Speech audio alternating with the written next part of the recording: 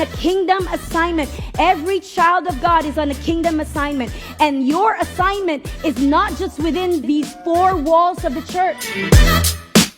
You are not your achievements, you are not your title, you're not your position, you are not your social status.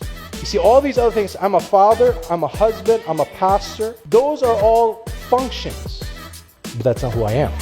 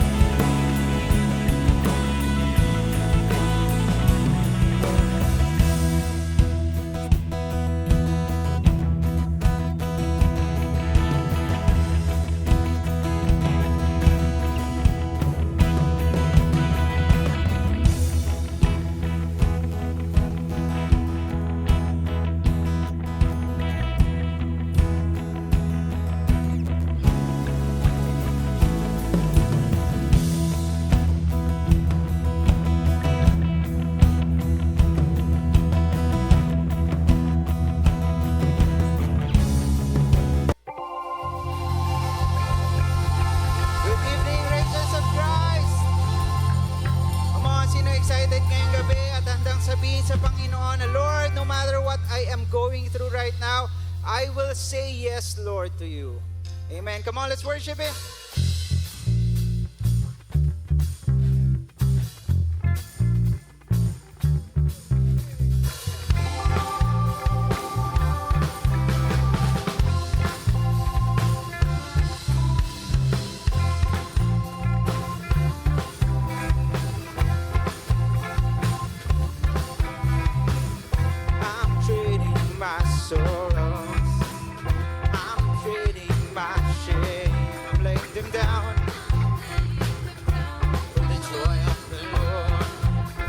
Trading my sickness, I'm trading my sin, I'm trading my pain, I'm laying them down. Sing it again, I'm trading sorrow, I'm trading my sorrow, I'm trading my shame, laying them down. Yes, Lord.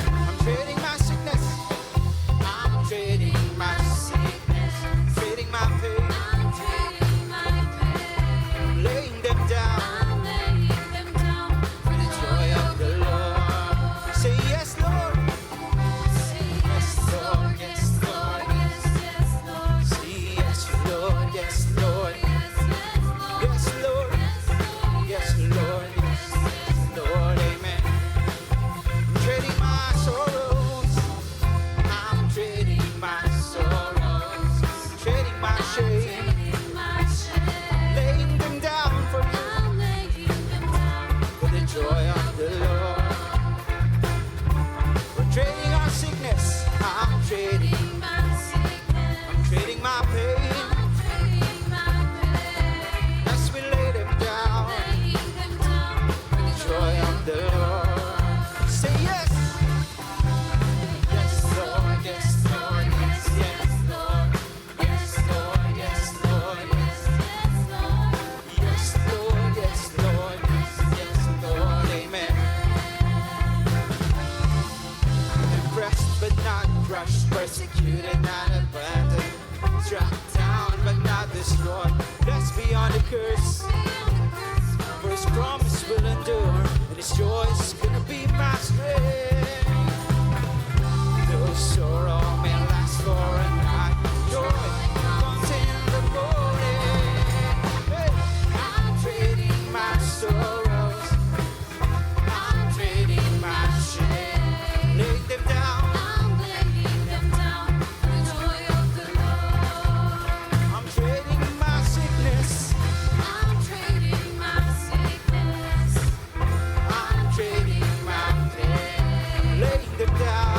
I'm laying them down for the joy of The the Lord, say yes, Lord, yes, Lord, yes, Lord, yes, yes, Lord. Come on, Yes, Lord, yes, Lord, yes, yes, Lord. say yes, Yes, Lord, yes, Lord, yes, yes, Lord. Amen.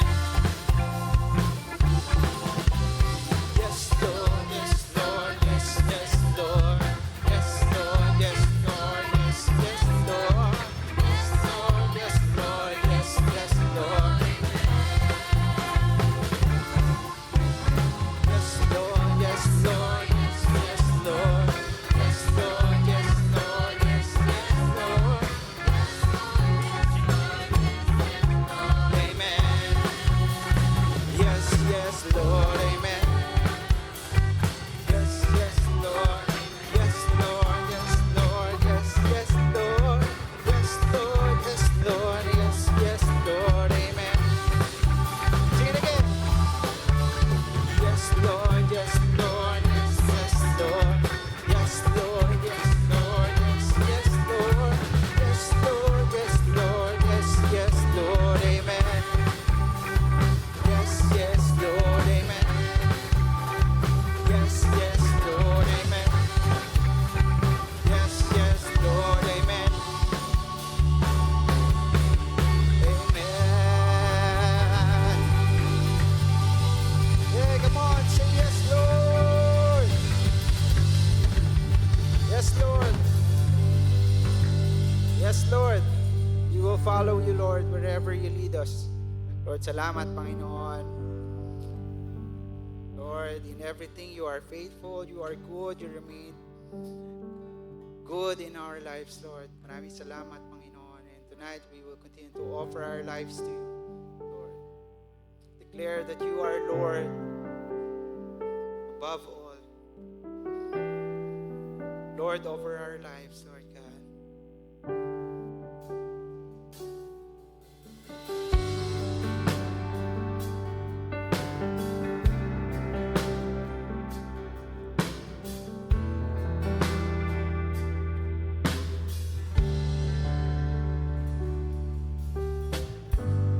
I surrender, I will yield, I will bow down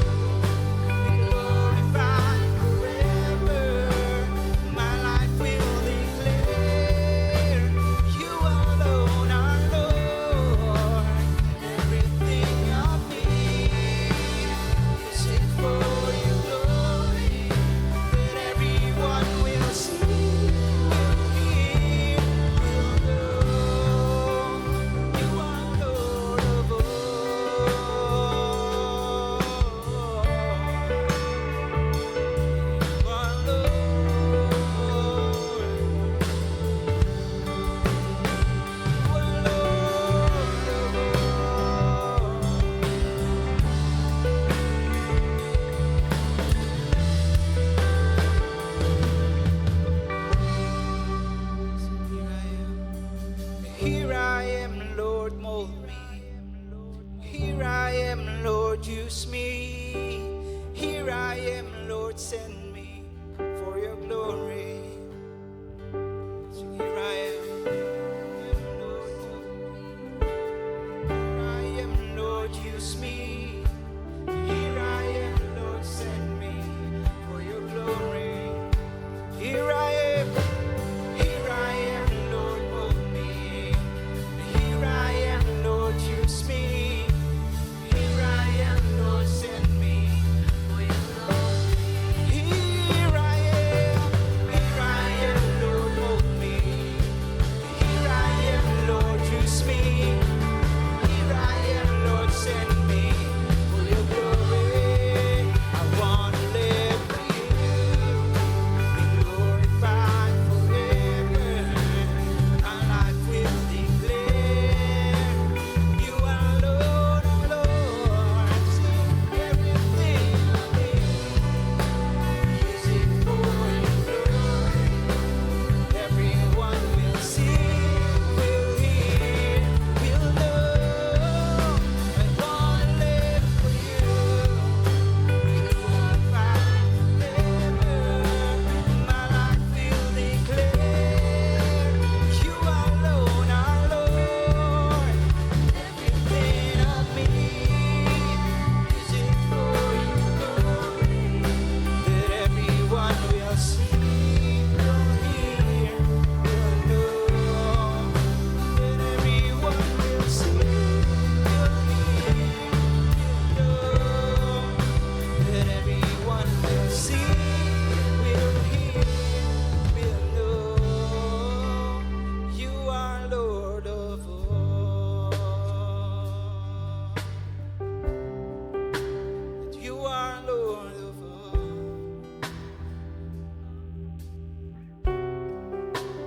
You are Lord of all.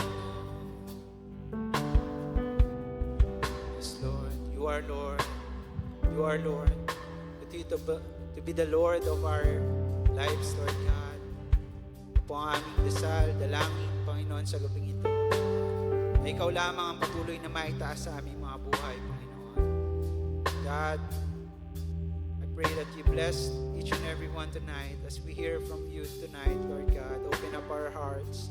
Let every spirit be open, Lord. Every eyes be open to you, to your word for us this evening, Lord God. To you the glory, honor, and praise, Lord. In Jesus' name we pray. Amen.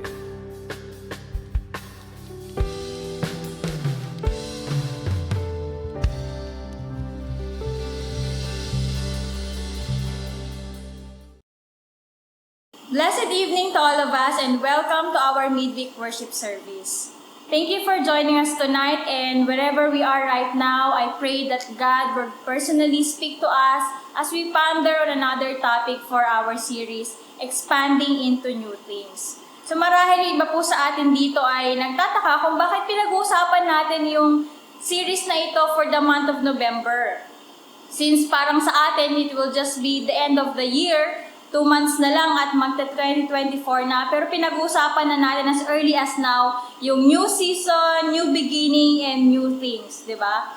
Pero alam niyo po, from our calendar, as our usual practice, November and December is usually a time of seeking and evaluating for the year. Kaya nga, as early as November, pinag-uusapan natin ito in preparation for next year. Para ngayon pa lang, November and December, ay mapaghahandaan na natin yung panibagong taon na ibibigay sa atin ng Panginoon.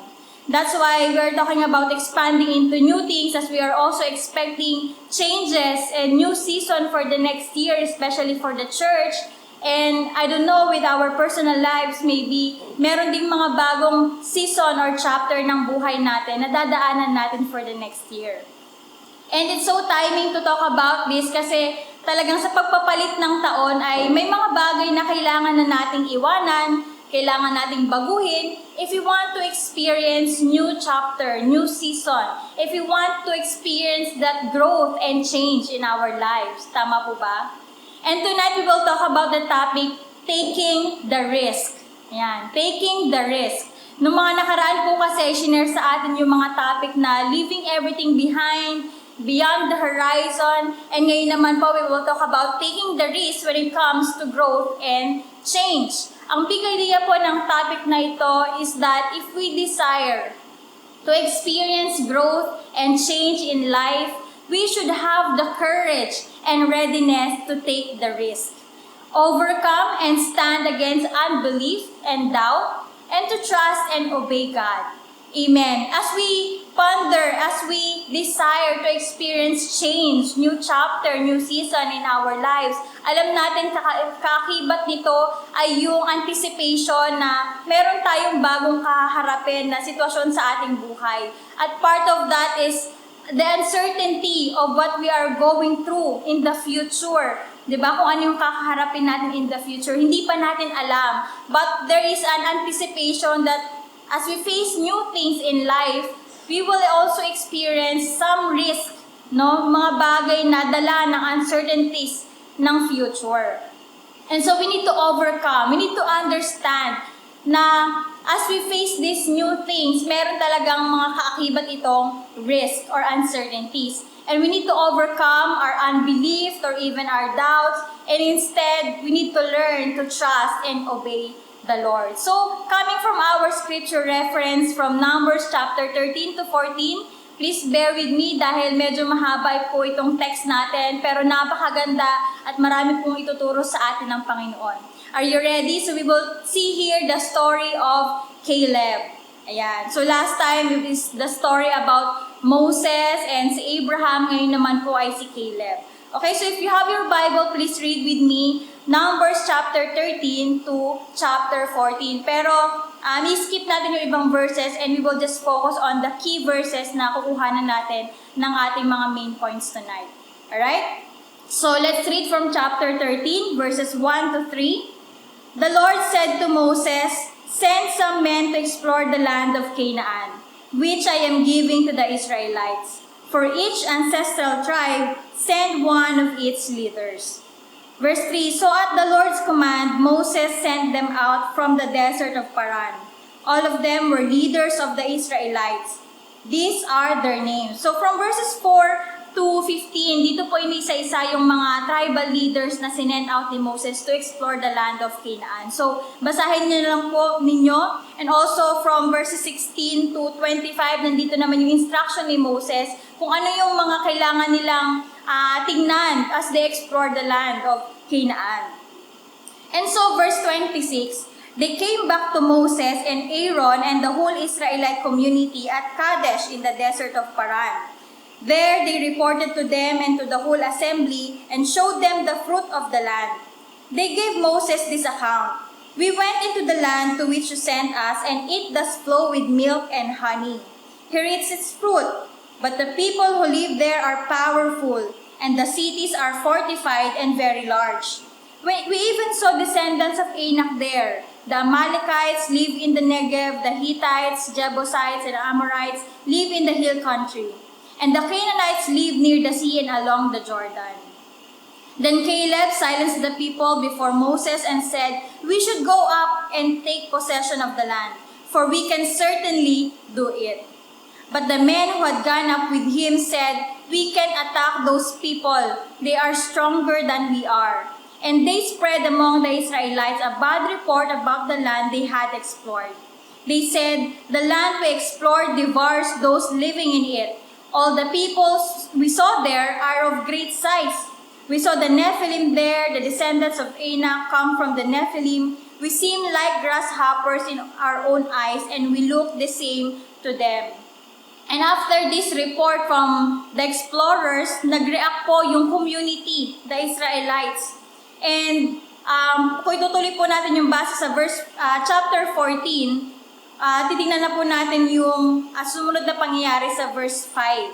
Sabi po dito, Then Moses and Aaron fell face down in front of the whole Israelite assembly gathered there.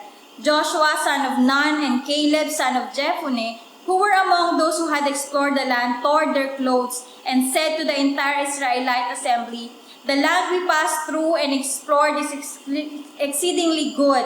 If the Lord is pleased with us, we will lead us into that land. a land flowing with milk and honey, and will give it to us. Only do not rebel against the Lord, and do not be afraid of the people of the land, because we will devour them. Their protection is gone, but the Lord is with us. Do not be afraid of them.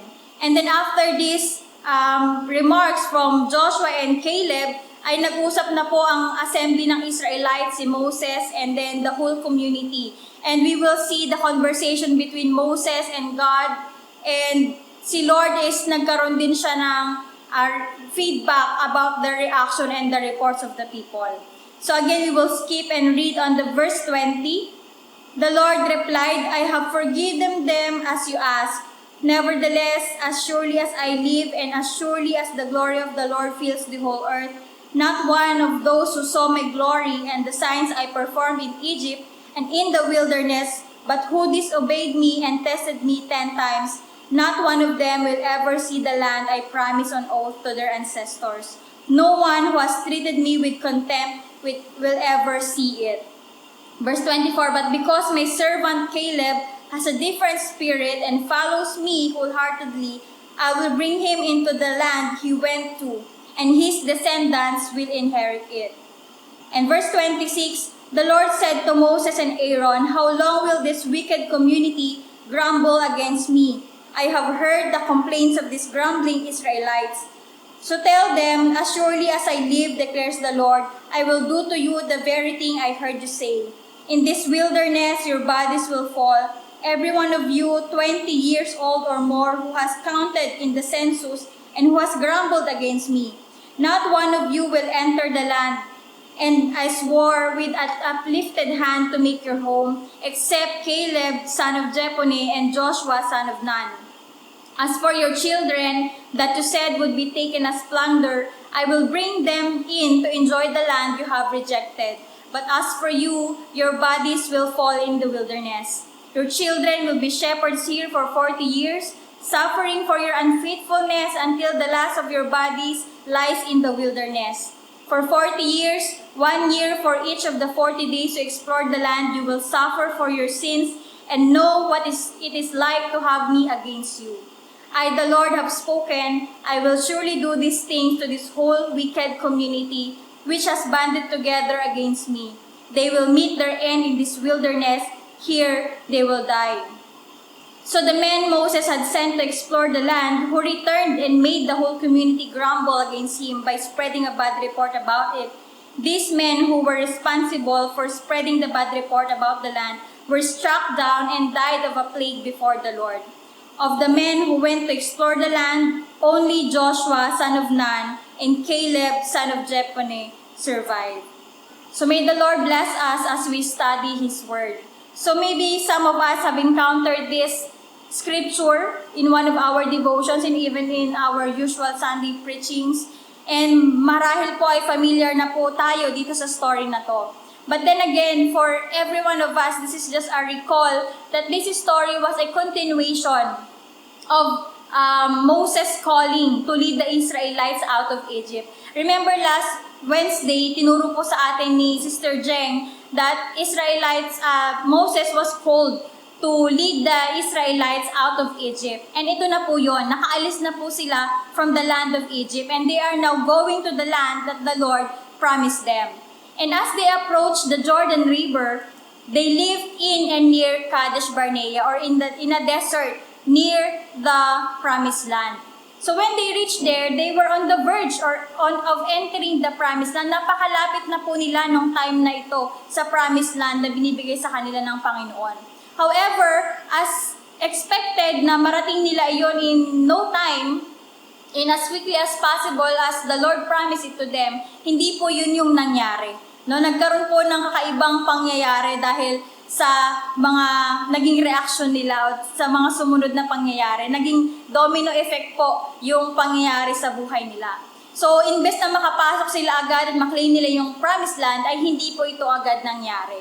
And these chapters of Numbers 13 and 14 recorded that massive failure of the Israelites and even the destruction of them because of apostasy. So ano po yung apostasy? Yung pagtalikod nila sa pangako ng Panginoon. Yung pagtalikod nila sa pinapagawa sa kanila ng Diyos.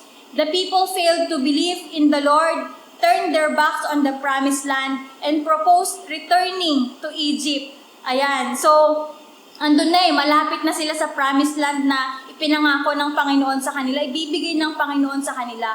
Pero dahil sa isang pangyayari or sa isang mga bagay na narinig nila, ay tinalikuran nila, nawalan sila ng pananampalataya sa Diyos. Tinalikuran nila yung pangako ng Diyos at mas gusto pa nilang bumalik sa dati nilang pinagmulan o sa Ehipto at sa dati nilang pamumuhay. Their lack of faith was an open rebellion against the Lord, and as a result, God punished them by making them wait for 40 years to enter the land.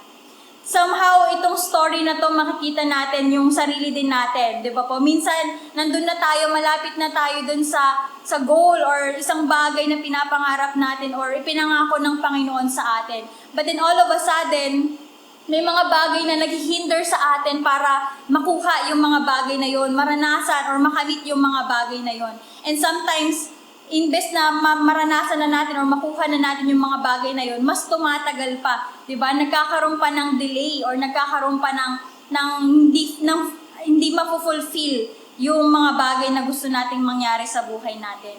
So in line with our series, no, expanding into new things. Ibig sabihin talagang going further, going farther, and even experiencing new seasons and new chapters in our lives. What are the factors, no, that will lead us to really experiencing growth and new things, new season sa buhay natin? Ano nga ba yon? And that is taking the risk. So kaya yan nga po yung pag-uusapan natin ngayon, taking the risk, because we will learn from our scripture reference tonight. So first thing, what can we learn from this story? Una-una po is that there is a risk in every opportunity. There is a risk in every opportunity. May kita po natin yan dun sa verses 1 to 3 ng chapter 13, wherein malinaw po na sinabi doon na merong ipinangako ang Panginoon sa mga Israelites to give them a land of their own, no? And not only a land of their own, but a very productive land na talagang pag tinirhan nila yon, pinuntahan nila yon, talagang magpo-prosper sila, may enjoy nila yung land na ibibigay sa kanila ng Panginoon. However, it doesn't come that easy for them. No, hindi lang siya basta-basta binigay ng Panginoon sa kanila, kundi meron silang kailangang gawin. What is that?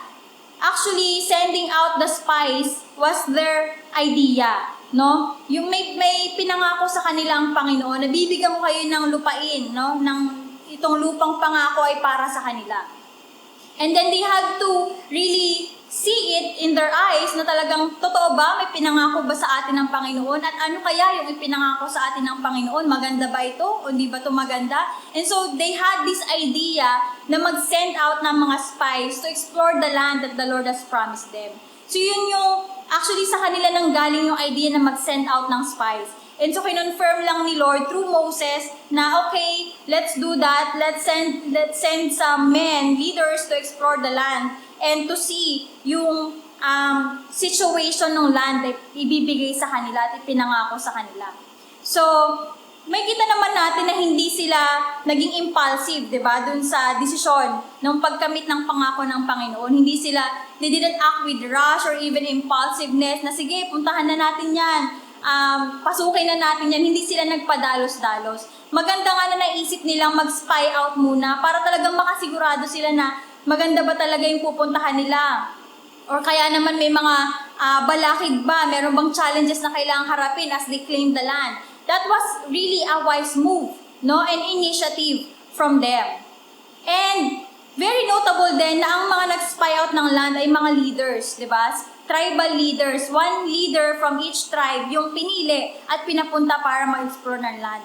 And this is also a strategic move for them kasi kung ano man yung makikita nila dun sa land na yon will be their basis kung ano ba yung kailangan nilang gawin. Preparation or anything that they need para makuha nila yung pinangako sa kanila. And even to see kung may nakatira ba doon, ano ba yung kabuhayan ng mga tao. And most probably, itong confirmation ni Lord na mag-spy out sila doon sa land has the intention of building their faith na talagang makita nila kung gaano kaganda yung pangako ng Panginoon na gusto niyang ibigay sa kanila. No? And also to strengthen the faith of the Israelites. So napakaganda, may kita natin dito napakaganda at napakalaki ng plano ng Diyos para sa mga Israelites. From being foreign slaves to being a chosen nation, di ba? Galing sila sa pagkakaalipin sa isang bansa na hindi naman nila lugar. And to becoming a distinct nation, kumbaga chosen nation sila ng Panginoon at inilabas sila mula sa pagkakaalipin. From poverty to prosperity, no, sa isang kahirapan, sabihin na natin isang kahit isang tuka sila bilang isang mga alipin, pero ngayon bibigyan sila ng sariling lupain ng Panginoon na pwede nilang pagyamanin at pagkabuhayan. From helplessness to power. Sabihin dati talagang iba yung ibang tao yung nagpapatakbo ng buhay nila, no? Iba yung tao yung nagdidikta ng mga kabuhayan nila, pero ngayon magkakaroon sila ng sarili nilang kakayanan, ng sarili nilang kapangyarihan, even sarili nilang possessions. From extinction to expansion. Diba? Alam naman din natin that even in the history of the Israelites, ilang beses talagang sinubukang lipulin yung kanilang lahi. Diba? By all means, sabihin na natin infanticide yan or through calamities or whatever ways, no, iba't ibang pamamaraan. Pero muntik-muntikan na nga sila talagang mabura sa history, no, even sa mapa ng mundo. Pero hindi yun nangyari, kundi patuloy pa silang nag-grow, nag-expand yung kanilang population. Even up to this point na talagang, di ba, ayaw silang palabasin ng Egypt, pero at gusto na lang silang lipulin ng mga Egyptians, pero hindi yun nagtagumpay. Kundi hinayaan ng Panginoon na yung buong population nila ay makalabas, makalaya from Egypt at talagang makatawid sila dun sa Promised Land. And hindi nga ito basta-basta nangyari lang, no? Na binigay lang ng Panginoon sa kanila basta-basta yung pangako na magkakaroon sila ng Promised Land, no? Magkakaroon sila ng sarili nilang lupain at titirhan. They needed to learn to yield and obey God's direction from them. So, tinuruan pa sila ng Panginoon na talagang sumunod at magpakumbaba sa Kanya. Kasi nga, dito tinuturuan sila ng Diyos kung paano bang maging people of God na ina-acknowledge siya, nire-recognize siya, at sinusunod siya sa kanilang mga buhay. And that even takes risk and sacrifices on their part.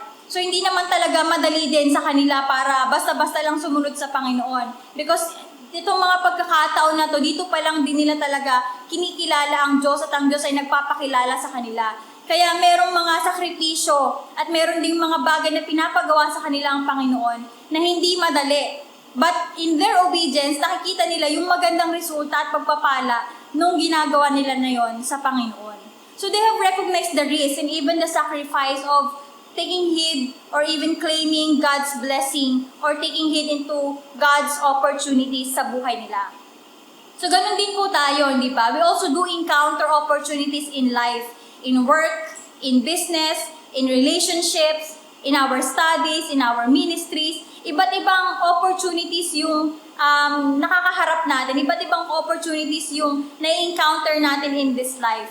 And we know sometimes yung mga opportunities na yon will also involve risk or sacrifice from our end. Diba? Na parang, will I take this promotion? Will I pursue this relationship? Will I push through this business? Will I go through studying further? Diba? Or will I go to the ministry, serve in the ministry, and everything else? A lot of opportunities around us and sa iba't ibang aspeto talaga ng buhay natin. And alam ko din na yung mga opportunities na yon talagang meron siyang kaakibat na kapalit at even risk na talagang pag-iisipan natin kung i-take ba natin or hindi. And that is the reality. In every opportunity, there is a risk. And we need to understand that and we need to accept that risk is part and parcel of every opportunity. Wala po talagang opportunity na makukuha mo lang sa madali ang paraan. Maliban na lang kung yung madali ang paraan na yun ay talagang alam natin yung mga madali ang paraan na hindi tama, di ba? O kaya naman hindi totoo, di ba? Kaya nga may mga taong nai-scam kasi easy money, easy way, di ba? Pero yung opportunity na talagang legit, alam natin merong kaakibat yan na risk and sacrifices. And so, kailangan tulad ng mga ginawa no ng Israelites nila Moses na mga leaders, hindi dapat tayo padalos-dalos sa mga opportunity na dumarating sa buhay natin. We must not rush or impulsively give in to it unless na lang talaga ipinanalangin natin sa Panginoon. Unless na lang po hiningi natin to sa Panginoon at unless na lang may confirmation din galing sa Panginoon. So isa po yun sa kailangan nating matutunan, na hindi po lahat ng opportunity, open doors ay sinusunggaban. Kailangan po una, ito ay ipinapanalangin. Ito ay hinihingi sa Panginoon. At ito rin ay may confirmation mula sa Panginoon.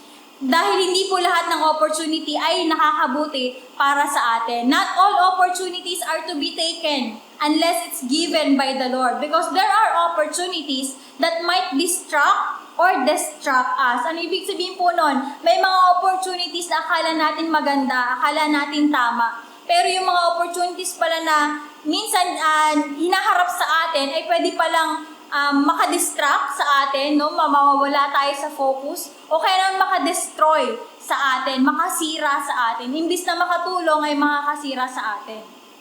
So we need to be careful and be wise about dealing with opportunities. And one of the truth about that is there is really risk or sacrifice when it comes to opportunities. At kailangan nating maging matalino, maging talagang mapanalangin pag tayo ay humaharap sa mga oportunidad dito sa ating buhay. We really need the wisdom from the Lord with how to deal with these opportunities. Amen? And that is the first thing we need to understand. There is a risk in every opportunity. Pangalawa naman po, there is a choice to take risk or play safe. Ayan. Kung may risk po sa bawat opportunity, meron din tayong option. Whether to take risk and get that opportunity or to play safe and turn down the opportunity. So, in the story that we've read, nakita natin kanina yung nangyari, di ba? That 12 leaders explored the land. And, however, pagbalik nila, nung magre-report na sila kay Moses, 2 report na yung dumating kay Moses. Iisang grupo, 2 report, 2 feedback ang natanggap ni Moses. Ano po yon? Majority of the group, no, reported badly about the land, while the minority, Joshua and Caleb, gave a positive feedback about it. Diba? Nakita nga doon natin, sabi nung iba talagang, sabi nila, tama naman, maganda naman talaga yung lugar na ipinangako ng Panginoon. In fact, meron pa silang ebidensya, no, yung prutas na kinuha nila doon, yung grapes, yung isang kumpol ng grapes, dinala nila pauwi. However, yung nakita nila doon ay kakaiba. Sabi nga nila doon, the people who live there are powerful and the cities are fortified. Malalaki yung mga walls na nakapaligid sa kanila, malalakas, matatapang yung mga nakatira doon, sabi nga doon. And marami ding mga ibang mga inhabitants doon sa lugar. And however, si Caleb, sabi ang response niya, we should go up and take up possession of the land, for we can certainly do it.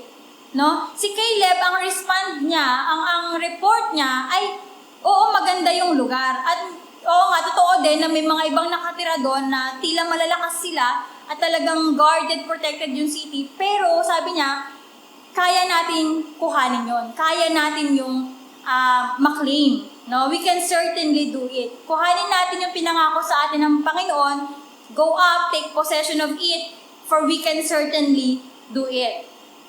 And then, ito na naman sa verse 31, no? Yung negative feedback ng majority. Sabi nila, we can't attack those people, hindi natin kaya. They are stronger than we are. Mas malakas sila kaysa sa atin. And the land we explored devours those living in it. So grabe, no? Kung we will take this literally, parang sinasabi niya na yung lugar na yun nangangain ng tao. Di ba? All the people we saw there are of great size. Napakalalaki nila, napakatatapang nila. Mas malalakas sila kaysa sa atin. And we seemed like grasshoppers in their own eyes. So, grabe, as Caleb encouraged them to take the land and possess it, for him, kaya nilang gawin, pero dito sa ibang mga explorers, no, dito sa mga leaders na pinadala, para sa kanila, very negative yung feedback nila and yung report nila. To the point na talagang dalawang side yung nakita ng Israel community dun galing sa mga explorers. Isang bad news, isang good news, no? The spies report of their mission, this report covers everything that Moses instructed them to do. Yun nga lang talaga, pagbalik nila, magkakaiba na sila ng feedback at report. So yung majority, they gave this deceptive and exaggerated report to the people, to Moses, yun nga tulad ng mga sinabi kanina, and caused the people to be dismayed. Diba? And sabi nga doon, yung feedback nila na to ay reflection ng kanilang faith and even disobedience nila sa Panginoon. Dahil imbis na ang i-report nila ay yung tama, in-exaggerate nila, no? Nagsinungaling din sila, may part na nagsinungaling din sila dahil ayaw nilang sumunod sa Panginoon. At nakita nila yung sitwasyon ayon lang sa sarili nilang kakayanan. No? So as a result, wala silang courage. They had no courage to take risks, but rather they want to play safe. And so, on the other hand, si Caleb naman and si Joshua, nagpakita sila ng tapang na hindi kaya natin to. Kaya nating i-claim yung land na pinangako sa atin ng Panginoon. Totoo, may mga nakatira doon, pwedeng malalakas talaga sila, maraming balakid, maraming challenge na haharapin, pero kaya natin to. And you know, this kind of response from Joshua and Caleb, hindi lang nanggaling dun sa truth na kaya nila dahil matapang sila, kundi dahil nagpapakita rin ito naman ng pananampalataya nila sa Panginoon. He said, go, because he saw the circumstances in the light of God. Nakita nila yung sitwasyon nila na mas malaki yung Diyos nila kaysa dun sa sitwasyon na kakaharapin nila. Yung isang grupo naman ay nakita nilang mas malaki yung sitwasyon na kakaharapin nila kaysa sa Diyos na kasama nila. Joshua and Caleb understood very well their assignment and mission. Ano yon? To claim the promised land. Naintindihan, malinaw na malinaw yon, lalong-lalo na para kay Caleb, na ipinangako to ng Panginoon. At kung ipinangako to ng Panginoon, at tayo ay sumunod sa Kanya, siguradong makukuha natin to. Although Joshua and Caleb took the very same trip and saw the same things witnessed by the other 10 spies, they returned with enthusiastic and positive report. So imagine that scenario, no? 12 sila, pare-pareho sila ng nakita, pare-pareho sila ng naranasan, pero pagbalik nila, 10 sa kanila negative report, 2 lang sa kanila positive report. 10 sa kanila nagdi-discourage na magtuloy doon sa na ikukuhanin yung pinangako ng Panginoon, at 2 lang sa kanila yung may tapang para talagang i-claim yung pangako ng Panginoon sa kanila. Joshua and Caleb never doubted the Israelites could take the land. Hindi nila nakita na hindi nila kaya, no? Because they based their view on God's track record of the nation through the desert. Doon pa lang ang basis ni Caleb and ni Joshua is the miracles of the Lord through the desert times, no, na dinaanan nila. Nakita nila na talagang pagkalooban ng Panginoon ay mangyayari at magagawa niya. Nothing could stand in the way of God. Not even them. Marahil kung titignan nila yung sarili nilang kakayanan ay hindi kaya, pero sa isip nila, especially for Joshua and Caleb, they see God's power over the situation. They are so confident and willing to take risks rather than to play safe. And yun nga, nakita natin sa binasa natin, di ba? Ano yung naging reaction ng mga tao? Ayaw na nilang gawin yung pinapagawa ng Panginoon sa kanila. Ayaw na nilang tumuloy. Ayaw na nilang i-pursue yung promise ng Panginoon na napakaganda at napakalaki para sa kanila. Except for Joshua and Caleb. Now, even in our lives, no, makita natin that the greatest challenge to growth and opportunities is playing safe or not wanting to pursue a cause because of the comfort zone or limitations. Ilan po sa atin dito ay hindi nag-take ng risk dahil natatakot tayong umalis sa comfort zone natin, or even because we are afraid of the limitations that we have, na parang pag tinignan mo yung kayanan mo, hindi mo kaya, ito lang yung meron ka, ito ka lang, di ba? And you know, this will hinder anyone from moving forward and reaching the other side of the threshold. You know, kapag lagi nating iisipin na ayokong umalis sa comfort zone ko, ayokong i-take risk kasi limitado ako, hindi natin mararanasan yung na marating pa yung nais na pagdalhan sa atin ng Panginoon.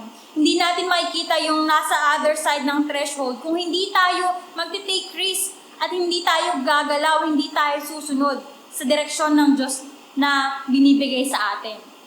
And taking a risk, on the other hand, contrasting to playing safe, may lead to realization of our goal and even recognizing one's maximum potential. Kapag nag-take risk naman tayo, despite of the challenges, despite of the limitations, this may lead us to having the goal realized in our lives. Diba, doon pa lang natin makikita na, kaya pala, posible pala, mangyayari pala talaga. And even you can recognize your strength and maximum potential kapag ka talagang nag-take risk ka. Na yung isang bagay na akala ko hindi ko kaya, kaya ko pala. Yung isang bagay na wala akong experience, wala akong idea, in the first place, in the first hand, no? Pero nung sinubukan mo at nakita mo sinamahan ka ng Panginoon, in-strengthen ka ng Panginoon, kaya mo palang gawin, kaya pala, meron ka palang ganitong potential. And like as they say, you'll never know what's on the other side of the shore unless you sail the boat. Tama po ba? Di ba minsan naririnig natin yon? You'll never know what's on the other side of the shore, of the sea, unless you sail the boat. Di ba? At totoo po talaga yon. Unless we take risk talaga sa mga bagay, lalo na sa pinapagawa sa atin ng Panginoon, we take risk na umaksyon at sumunod sa Diyos, we will never see na posible palang mangyari yung isang goal, yung isang dream, yung isang vision galing sa Panginoon at posible pala nating magawa at ma-discover pa yung maximum potential na binibigay sa atin ng Panginoon. So how many of us here are willing to take risk in order to pursue God's purpose and direction for your life? Which of the two are we willing to resort to kapag merong opportunities? Are we going to take risk or are we going to play safe? And I hope and pray that we will be able to choose whichever is according to God's plan for us. Kung pipili tayo between taking risk or playing safe, I pray na kung ano man yung ayon sa plano ng Panginoon, yun yung piliin natin. When God says for us to go, and then we should take risk. When God says us to not to go, then syempre hindi naman din talaga tayo magti-take risk. But, taking risk rather than playing safe is better dahil nakikita natin, mas marami tayong nakikita at mararanasang bagay kapag pinili natin mag-take risk kaysa mag-stay lang sa comfort zone natin. Amen? And to play safe. So, that is the second thing. We can choose between playing safe or taking risk. Pangatlo naman po, there is a possibility of gain or loss. Alam po natin yan, in opportunity, sabi nga may risk, may choice of taking risk or meron ding choice of playing safe. At the same time, meron ding possibility of gain or loss. Bakit? When you take risk, meron kang i-give up, i-surrender, meron kang isa-sacrifice. Ganon din naman pag nag-play safe kayo, meron ka rin masa-sacrifice, di ba? But either of the two decisions, meron siyang result no, sa buhay natin. Either we can experience gain or we can experience loss. Ano po yung ibig sabihin nun? Again, balikan po natin yung chapter 14 on verse 20 onwards, no? Sabi po niya doon, yung mga tao, dahil sa report ng 10 spies, na-discourage sila at ayaw nilang tumuloy dun sa promise na binibigay ng Panginoon sa kanila. And only Joshua and Caleb had the courage and faith to possess the land. And so ano po yung nangyari? Ang naging resulta po nun, nagalit ang Panginoon sa kanila dahil nga hindi sila sumunod sa Kanya. And then, because of that disobedience, ang nangyari po ay pinarusahan ng Panginoon itong mga spies na nag-report ng hindi tama at hindi maganda sa Israel community. And also the people who grumbled and complained against the Lord also were being punished by God, na sabi nga ng Panginoon, hindi sila makakapasok sa land na ipinangako ko sa kanila. At yung mga anak nila, sila lang yung makakaranas ng promised land na yun, nung prosperity na inilaan ko para sa kanila. And so sabi nga doon ni Lord is, mamamatay sila sa wilderness. No? At yun nga po yung nangyari. Maraming older generation yung namatay sa wilderness. At yung younger generation naman, talagang it took them all 40 years para makapasok sa promised land. At yun na yung time ni Joshua. And sabi nga doon, very remarkable pa rin yung obedience ni Caleb. No? Sabi doon sa verse 20, the Lord replied, I have forgiven them as you asked. Nevertheless, as surely as I live, and as surely as the glory of the Lord fills the earth, not one of those who saw my glory and signs I performed in Egypt and in the wilderness, but who disobeyed me and tested me 10 times, not one of them will ever see the land I promised an oath to their ancestors. No one who has treated me with contempt will ever see it. But because my servant Caleb has a different spirit and follows me wholeheartedly, I will bring him into the land he went to, and his descendants will inherit it. So dahil si Joshua and lalong-lalo na rin si Caleb obeyed the Lord wholeheartedly, ang pangako sa kanila ng Panginoon ay makakapasok sila sa promised land kasama na rin ng mga descendants nila. But to those of the other 10 spies and their descendants, sabi nga wala. Lahat sila namatay sa wilderness, lahat sila nag-suffer ng delay because of their disobedience and faithlessness to the Lord. Or even masasabi nating rebellion nila with the Lord. So, sabi nga doon, they will meet their end in the wilderness. Here, they will die. So, they were struck of the plague and they died there as the Lord said. So, nakita natin dito yung gain and loss na sinasabi natin. Ano yung loss? No? Tingnan muna natin yung loss. Yung loss is the loss of lives na naging resulta ng disobedience and rebellion nila. Dahil gusto nilang, tinalikuran nila yung pangako ng Panginoon. They turned back on the promise of God for them. They rebelled, they complained from the Lord na talagang hindi nila kaya, ayaw na nilang puntahan yon at gusto nilang bumalik ng Egypt. No? Nagalit sa kanila ang Panginoon dahil doon. And because of that, ang naging punishment is maraming namatay at maraming hindi nakarating doon sa promised land ng Panginoon. That was the loss. At napakalaking loss po yung nangyari sa kanila. The 10 spies who spread anxiety throughout the Israel camp, their rotten attitudes and pessimism infected the whole congregation. And even they made the people's heart melt in fear. And so because of that, yung mga tao ay nag-react, no? Their comments challenged both God's purpose and power. God promised them the land, but they dismissed it as impossible and suggested choosing a new leader to bring them back to Egypt. So imagine that, no? Inalis na sila ng Panginoon sa Egypt, Inalis na sila ng Panginoon sa pagkakaalipin. Pero dahil meron lang isang challenge na nakita sila dun sa promised land, gusto na lang din nila ulit bumalik sa dating nilang buhay, sa dating nilang pinanggalingan na pinag-alisan na sa kanila ng Panginoon. And so dahil dun nagalit ang Diyos at pinarusahan niya sila. And through their attitudes, rebellion, and reactions, alam niyo po ba na talagang napakarami po sa kanila yung nag-suffer at namatay? Through this negative majority report, this Asian Commission deprived nearly 2 million people of their inheritance in Canaan. Imagine that large number of people, 2 million people, suffered and died because of this rebellion and faithlessness with the Lord. So, through their poisonous influence, the Israelites were driven back into the wilderness to die. And God delayed in fulfilling His purpose for His chosen people for 40 frustrating years. Di ba nga sabi kanina, malapit na sila dun sa promised land. Sobrang lapit na, no? Tatawid na lang sila. Pero dahil dun sa nangyari na to, ng rebellion nila, pagtalikod nila sa Panginoon, pagkawala nila ng pananampalataya sa kanila, it took them 40 more years to enter the promised land.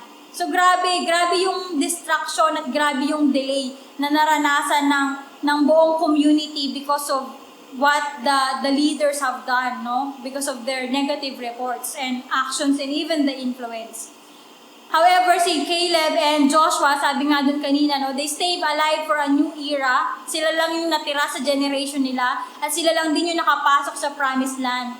because they believed that the Israelites could take the land and they urged the people to move forward. No? Sila lang yung naniwala na kaya natin yan. Pinangako ng Panginoon sa atin yan, kaya makukuha natin yan. So in the end, they were able to conquer the promised land and lead their people, the remnants of Israel, to their inheritance.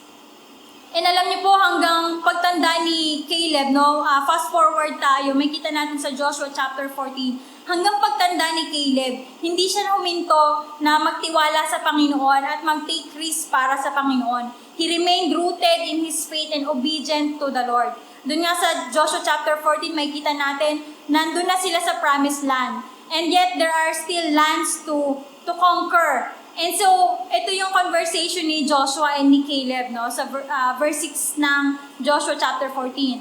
Then of the people of Judah approached Joshua at Gilgal, and Caleb, son of Jephunneh the Kenizzite, said to him, "You know what the Lord said to Moses, the man of God, at Kadesh Barnea about you and me? I was 40 years old when Moses, the servant of the Lord, sent me from Kadesh Barnea to explore the land, and I brought him back a report according to my convictions. But my fellow Israelites who went up with me made the hearts of the people melt in fear. I, however, followed the Lord my God wholeheartedly. So on that day Moses swore to me, the land which your feet have walked in will be your inheritance and that of your children forever, because you have followed the Lord my God wholeheartedly. Now then, just as the Lord promised, He has kept me alive for 40 years since the time He said this to Moses, while Israel moved about in the wilderness. So here I am today, 85 years old, and I am still as strong today as the day Moses sent me out. I'm just as vigorous to go out to battle now as I was then. Now give me this hill country, and the Lord promised me that day." So nung time na sinend out yung mga spies, Caleb was just 40 years old. And another 45 years na siya, another 45 years, again, nandun pa rin sila sa punto na kino-conquer nila yung land. So ngayon nga siya ay 85 na at this point. And sabi niya, "You yourself heard then that the Anakites were there and their cities were large and fortified, but the Lord helping me, I will drive them out just as He said." See, Caleb, after 40 more years or 40 to 45 years, has still the same conviction and faith in the Lord. Then Joshua blessed Caleb, son of Jephunneh, and gave him Hebron as his inheritance. So Hebron has belonged to Caleb, son of Jephunneh the Kenizzite, ever since, because he followed the Lord, the God of Israel, wholeheartedly. How we deal with opportunities and growth will determine our future. Yan po yung sinasabi dito sa third point natin. That we can choose to take risks or to play safe, pero ang isang sigurado doon, magkakaroon din ng either gain or loss. And how we deal with opportunities will not only affect us personally, but even will affect our future and the people around us. So, there will be people who will be influenced and affected by our decisions. We can either bring a positive influence and lead them to growth or to new season, to new level, to another level, or we can negatively influence them and bring them to distraction, katulad po ng scripture reference natin. We both have a personal and collective accountability before the Lord when it comes to our obedience. So tayo din bilang mga tao, sabihin na natin hindi tayo leader, no? Lalo-lalo na there is greater responsibility for the leaders. Let's say we are also members or ordinary workers of the church, or tayo bilang mga tao, no? When it comes to our obedience to the Lord, meron talaga tong kaakibat na accountability at meron tong kaakibat na influence sa mga taong nakapaligid sa atin. Whatever decision we make in this life will either bring positive influence and bring growth to other people and inspiration, or kung negative influence will also bring distraction to other people. So the remarkable thing about Caleb is that he followed the Lord wholeheartedly. Sabi niya nga doon, di ba, ilang beses binanggit, I followed the Lord wholeheartedly. And despite the risk in pursuing the promised land, he trusted and obeyed God in fighting for it. Talagang dahil kilala niya yung Diyos, dahil nananampalataya siya sa Diyos at nagtitiwala siya sa Diyos, hindi siya nag-atubili na kahit na may challenges, may risk pa, na even the risk there is their lives itself, na talagang makikipaglaban sila sa mga tao para lang ipaglaban yung lupang pinangako sa kanila ng Panginoon. He was so willing to do it. So as a result, he and the younger generation received and enjoyed their inheritance. So napakaganda ng ginawa ng Panginoon sa buhay nila. Hindi hinayaan ng Diyos na talagang matalo sila, ma-discourage sila, magapi sila, kundi talagang sila, si Joseph and si Caleb, Joshua and Caleb, ay talagang nagkaroon ng courage and ng faith to take possession of the land, and not only them who benefited from it, but also even the younger generation na kasama nilang nakapasok at naka-enjoy ng promised land and their inheritance. So, what else can we learn from Caleb's story? So, aside po dun sa kaninang nabanggit natin that there is a risk in every opportunity and there is an option to take risk or play safe, there is a possibility of gain or loss, marami pa rin ibang aspeto yung matututunan natin dito. And as we close, let this wrap up everything that we have learned tonight. So unang-una po is courage to take risk comes from the faith that understands God's plan and purpose. So, yung tapang para mag-umpisa, gawin yung isang bagay na ipinapagawa ng Panginoon, ay nagmumula sa pananampalataya natin at pagkaunawa natin sa plano ng Diyos para sa buhay natin. Katulad sa story nila Caleb, ni Joshua and the other 10 spies, the Israelites, ito sa scripture reference natin, hindi lang naman nila nagawa yung pag-possess ng promised land dahil matapang lang sila, kundi dahil nagawa nila yon dahil meron silang pagkaunawa at pananampalataya sa plano ng Diyos para sa kanila. Na alam nilang ito yung plano ng Diyos, ito yung purpose ng Diyos para sa atin. Maranasan natin to, makamit natin tong pinangako niya. Kaya gagawin natin kung ano man yung inuutos niya para sa atin. At doon lang gagaling yung courage. Yung courage to take risk for a vision, for a direction, for any purpose in life, comes from our understanding and faith in God's plan and purpose. Kaya mas maganda po talaga maunawaan natin at makita natin yung plano ng Diyos sa buhay natin para magkaroon tayo ng tapang to take risk and to take initiative, to obey the Lord in these things. And then second, attitude is often the only difference between success and failure. Sabi nga doon, attitude. Yung dalawang grupo kanina ay ipinakita sa atin. Yung isa, nagkaroon ng negative attitude and influence. Yung isa naman, nagkaroon ng positive attitude and influence. And so, nakita din natin yung resulta. Those people who had negative attitude and influence experienced failure and destruction. And those people naman who has this positive attitude and influence experience success.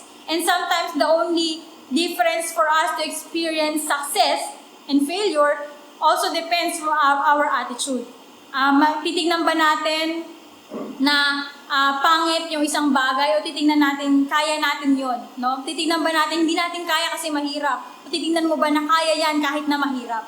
Di ba? The attitude, our mindset will make a difference in our success and in our failure.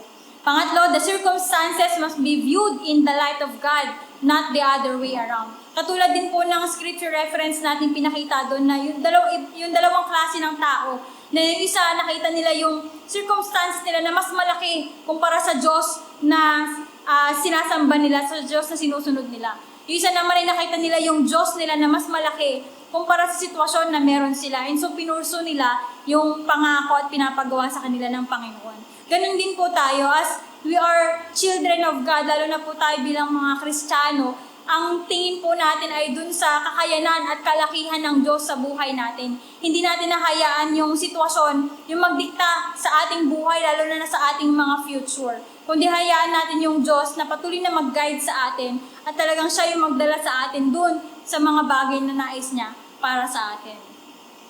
Fourth, it is better to take wise and calculated risk than suffer and regret. So mas maigi nga po talaga na mag-take risk tayo, may mga bagay talagang mas maigi na mag-take risk tayo sa buhay natin kaysa mag-suffer tayo in regret. It's better to take risk than suffer forever in regret. Di ba? And hindi naman take risk na padalos-dalos, sabi nga dito, wise and calculated. No? Because there is always a risk in every opportunity, kaya din naman talagang i-measure at i-evaluate na, is this worth the risk? Is this opportunity worth the risk ba ito? No? Or gaano kalaking risk yung kaya kong isakripisyo, yung ibigay, yung itaya para i-pursue ko tong opportunity na to. And we can also do that. We can also take wise and calculated risk than to do nothing, than to play safe and later on for us to suffer and regret. Lastly, pursuing God's promise is always worth the risk. Lalong-lalo na po kung sa plano ng Diyos para sa buhay natin, sa mga bagay na gusto na ipagawa ng Panginoon sa atin. We know it's always worth it kapag ang pangako ng Panginoon or yung plano ng Panginoon yung pinupurso natin. Pursuing God's promise is always worth the risk, no matter how big the risk will be or the sacrifice will be. Parang si Caleb, no? Parang itong story na inaral natin ngayong gabi. Na talagang napakalaki at napakaganda ng plano ng Panginoon para sa kanila. However, ito nga, as we learn from it tonight, malaki din talaga yung kakibat na kawalan kapag hinayaan lang natin na palagpasin yung mga pagkakataon na binibigay at pinapagawa sa atin ng Panginoon. Malaki yung kawalan. At yun nga ano ba yung gusto nating kawalan na maranasan? Kawalan na mag-risk ka kasi ipupurso mo yung plano ng Diyos para sa'yo? O yung kawalan sa'yo na hindi mo mapurso yung plano ng Diyos para sa'yo kasi ayaw mo? Diba? Yung dalawang loss Yung loss na mawawalan ka kasi magpupurso ka. Or mawawalan ka kasi hindi ka nagpursu, di ba? Doon sa magandang plano ng Diyos, pangako ng Diyos para sa ating lahat. And as we still have few more weeks and even months for next year, we are constantly being reminded na kung talagang we are praying, we are desiring to experience growth and new things in life for next year, no? We should have the courage and readiness to take a risk, overcome and stand against any unbelief or doubt na meron tayo. We instead choose to trust and obey God. So I hope that as we spend the last few weeks, few months, no, bago mag 2024, ay talaga nakakapag-reflect na tayo, nakakapag-evaluate na tayo ng buhay natin simula pa nung January 2023 hanggang ngayon. And we are now praying and seeking God to really guide us through the next season of our life, the next year. May that be in our work, in ministry, in our life, in our relationship. And talaga makita natin kung ano ba talaga yung plano ng Diyos sa buhay natin. And as we see God's plan and purpose for our lives, ay talagang magkaroon din tayo ng courage and faith to take risks in pursuing God's plan and purpose for our life. Amen po. So, let's close in prayer. Hallelujah, Lord. Panginoon, maraming salamat po sa salita mo na ibinigay mo sa amin ngayong gabi. Thank you, Lord, for such wisdom and encouragement you have given us through the story of Caleb and Joshua and even the whole Israelite community, Panginoon. Lord, yung buhay din namin, maaaring nasasalamin namin sa kanila ngayon, Panginoon. And we are just praying right now, Lord, that as we spend the rest of the weeks and months left in this year, Panginoon, patuloy mo kaming gabayan, Panginoon, sa magiging plano namin for next year, Lord God, for the new things that you want us to pursue, for the new chapter, for that vision and direction that you want us to do, Panginoon. We will surrender ourselves to you, Panginoon. Magpapasakop kami sa iyo because learning from this account, Lord God, ayaw namin na ma-miss yung bagay na gusto mong maranasan namin at makuha namin in this life, Lord God. And ayaw namin na dumating kami sa punto, Lord God, that we will be destroyed, we will be punished because of lack of faith and even rebellion against you, Panginoon. We want to pursue what you want what you want for us, Panginoon, and even if it takes risk or sacrifices, Panginoon, ready our hearts, Panginoon, to be courageous enough, Lord God, to pursue it, Lord God. Dahil alam namin, Panginoon, greater is your purpose for our lives, Panginoon, that the things we are we are holding on to right now, Panginoon. Alam namin na may marami ka pang gagawin at may mga magagandang bagay ka pang ipaparanas sa amin. And we are willing to let go of the past, of the old, Panginoon, just to pursue new things, Panginoon. Ayaw namin, Lord God, na maitali lang kami sa nakaraan. Maitali kami, Lord God, sa kung anong meron kami ngayon at ma-miss namin yung bagay na gusto mong gawin pa sa buhay namin in the future, Lord God. Lord, salamat po, God, sa lahat ng ito na itinuro mo sa amin. Salamat sa buhay ng bawat isa. And we continue to pray, Lord God, that as we transition, Lord God, the church, the leadership, the ministries, Lord God, lahat ng aspeto ng buhay namin, even our personal lives, Lord God, for those people who are seeking your direction, Panginoon. Lord God, samahan mo po kami. Alam namin, Panginoon, na may mga kakaharapin kaming mga challenges, Lord God, hindrances, oh God, or even sabihin namin threats, Panginoon, limitations. But Lord, we will look upon your power and your ability to lead us through that new season of our lives, Panginoon. Patuloy kaming magtitiwala sa pangako mo. Patuloy kaming habang namin pangahawakan yung pangako mo, Panginoon, sa buhay namin. Dahil alam namin, tapat ka, makapangyarihan ka, at may kakayanan kang gawin ang iyong ninanais para sa buhay namin, Panginoon. Salamat po at patuloy ka namin pinaparangalan sa aming mga buhay. Sa pangalan ni Jesus.